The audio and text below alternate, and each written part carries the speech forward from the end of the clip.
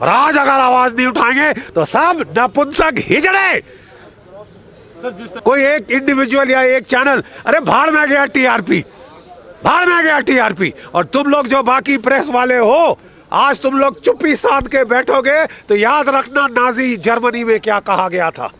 याद है कि जब मेरे पड़ोसी पे हमला हुआ तो मैं चुप रहा कि अरे मेरे पे थोड़ी ना हुआ ऐसा। अबे कल तुम जेल में होगे।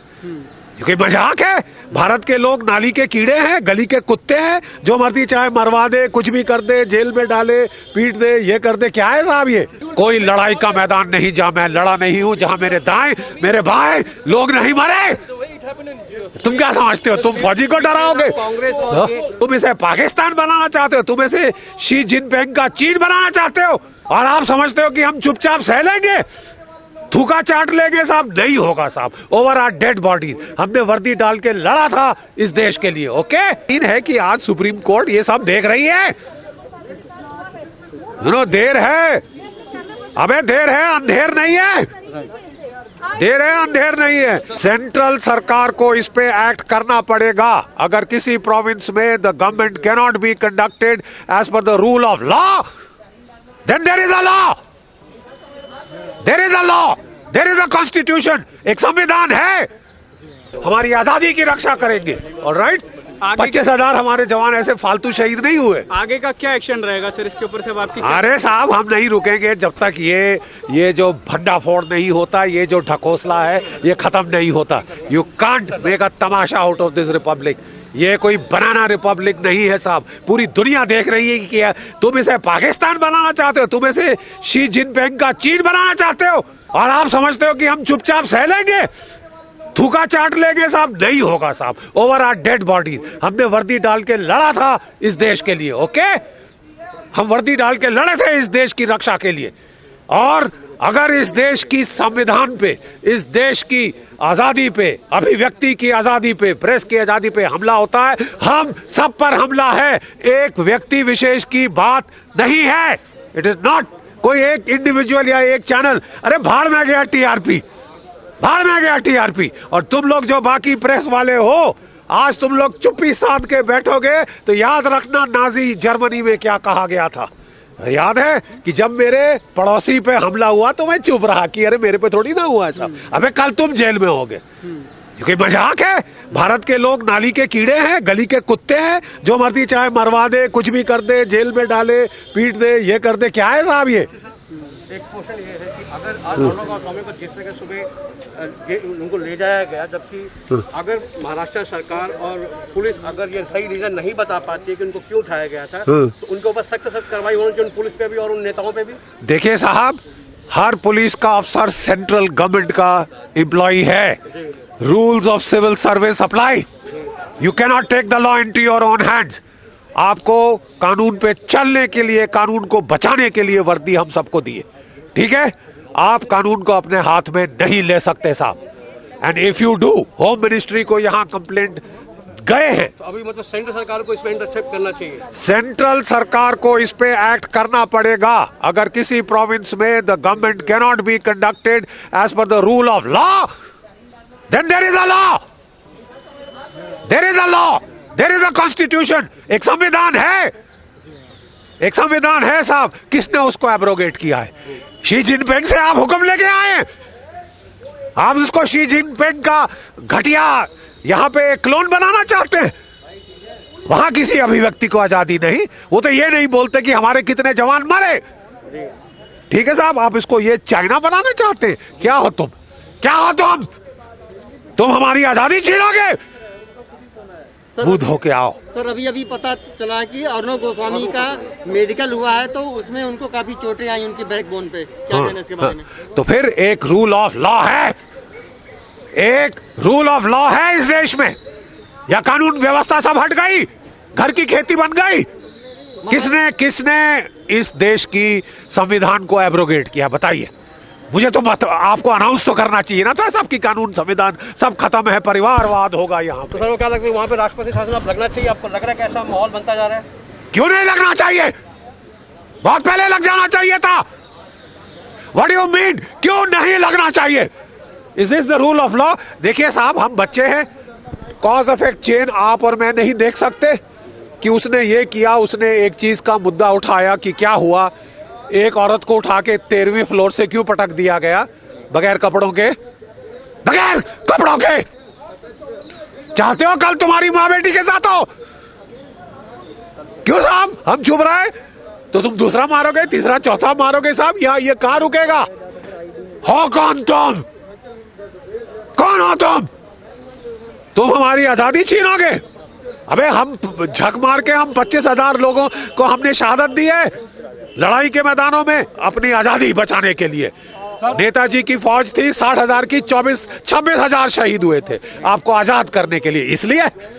इसलिए कि कहीं हर 2 टके का तानाशाह यहाँ पे इस गली से हो गए, उस गली से हो गए, इस पॉलिटिकल पार्टी से आए, बख्शिश बनते जा रहे हैं ये समाज सेवा के नाम पे। अरे साहब अगर बाढ़ खेत को खाएगी तो क्या होगा? तो सही माने पे माफियागिरी, माफिया ये लोग इस तरह माफिया जैसे काम कर रहे हैं। माफिया से बड़े अबे हम क्या डॉन के चमचे हो गए? दाऊद इब्राहिम हमारा बादशाह है, तुमने समझा क्या है? दाऊद इब्राहिम राज करेगा, तुम राज कराओगे? सर पत्रकारों पे हमेशा कभी यूएपीए लगा दी जाती है, कभी कोई धारा लगा दी जाती है, तो ये क्योंकि तुम लोग चुप हो, तुम्हारी चुप्पी सबको सुनाई दे रही है, तुम्हारी चुप्पी सबको सुनाई दे रही है। मीडिया के अंदर भी डिस्ट्रीब्यूशन है, मीडिया के अंदर भी फाड़ है।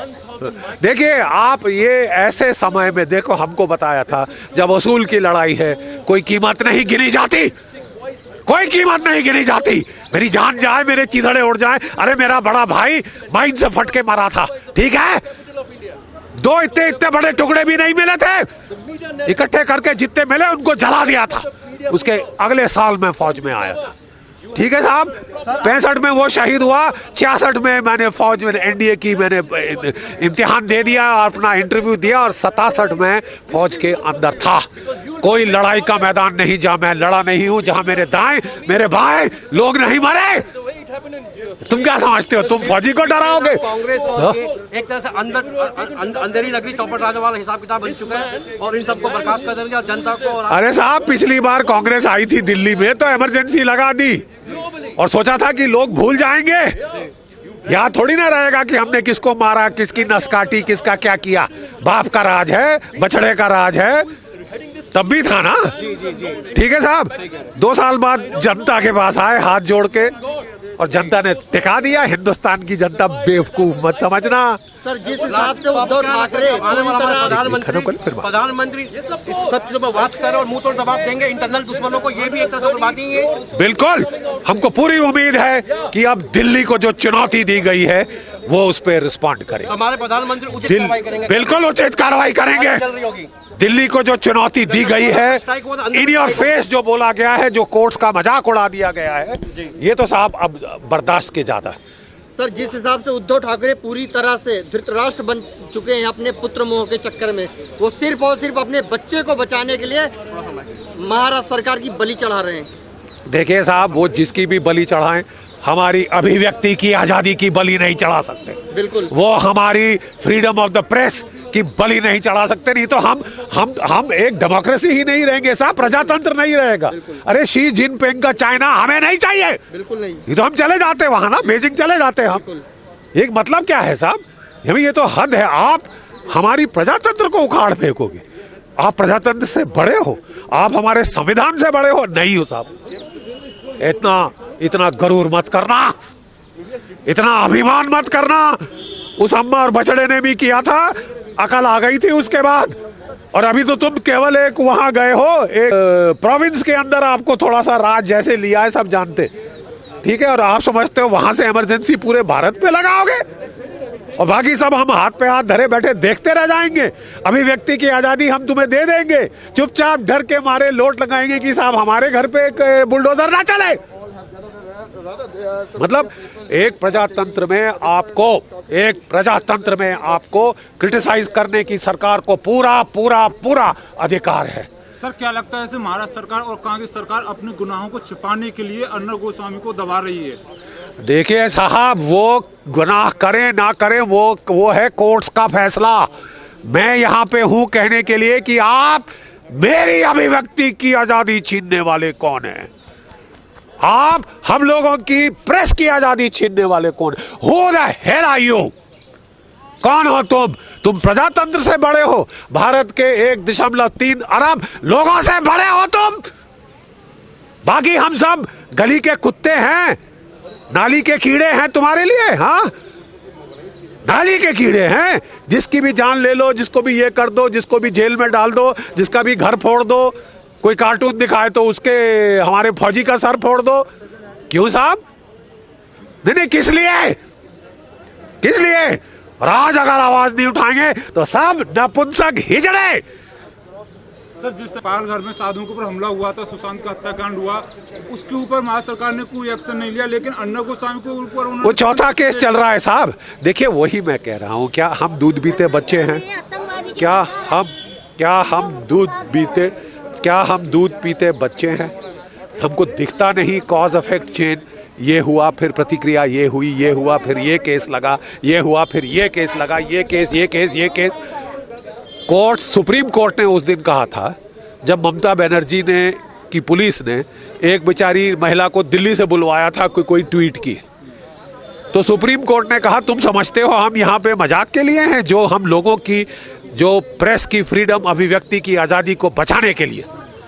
मुझे पक्का यकीन है कि आज सुप्रीम कोर्ट ये सब देख रही है। देर है, अबे देर है, अंधेर नहीं है।